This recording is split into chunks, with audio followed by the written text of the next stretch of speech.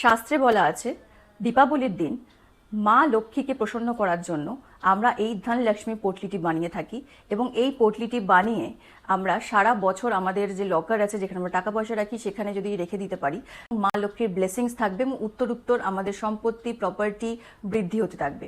তো আমরা দেখে নিই কি কি লাগবে এই ধনলক্ষ্মী পটলিটা বানাতে। আর কেউ যদি চাও যে আমার থেকে স্পেশালি অভিমন্ত্রিত ধনলক্ষ্মী পটলিটা নেবে তাহলে অবশ্যই হোয়াটসঅ্যাপ নাম্বারে তোমরা কানেক্ট করো। আমি অনলি 50 পিসেস ধনলক্ষ্মী পটলি বানাবো, এর বেশি নয়। আর পটলিটা ঠিক এরকম দেখতে হবে, এরকম একটা লাল পটলির মধ্যে অভিমন্ত্রিত করা এবং প্রপারলি এটাকে এনার্জাইজ করা একটা ধনলক্ষ্মী পটলি পাবো। চলো দেখে নিই কি কি লাগছে ধনলক্ষ্মী পটলিটা বানাতে। প্রথমত এরকম একটা লাল রঙের কাপড় লাগছে, চাল দেব, আর চালটা হবে আতপ চাল, ঠিক আছে? এরকম আতপ চাল দেব, তার সঙ্গে দেব কিছুটা ধনে, গোটা ধনে বা সাবুত ধনে যেটাকে বলা হয়, কিছুটা ধনে দেব। একটা হলদি বা হলুদের গাঢ় দেব, যেটাকে আমরা ড্রাইড হলুদ বলি। তার সঙ্গে দেবো একটা জায়ফল, একটা হলুদ রঙের কড়ি, এটা হলুদ রঙের ন্যাচারাল কড়ি, ঠিক আছে?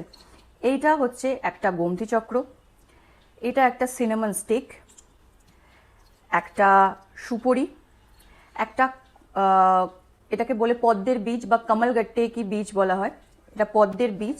এটা তোমরা ইজিলি পেয়ে যাবে হচ্ছে দশকর্মার দোকানে।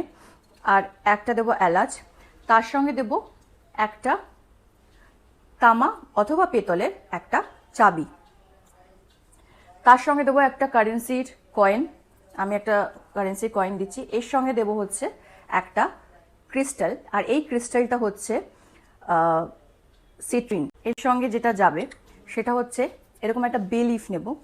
বে লিফে আমরা একটা মন্ত্র লিখব, তোমরা স্ক্রিনে এই মন্ত্রটা দেখতে পাবে। এই মন্ত্রটাকে তোমাকে এরকম ভাবে লিখতে হবে বে লিফের উপরে।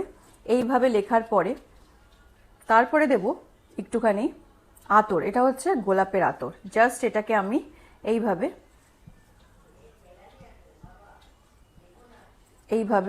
দিয়ে দেবো, ঠিক আছে?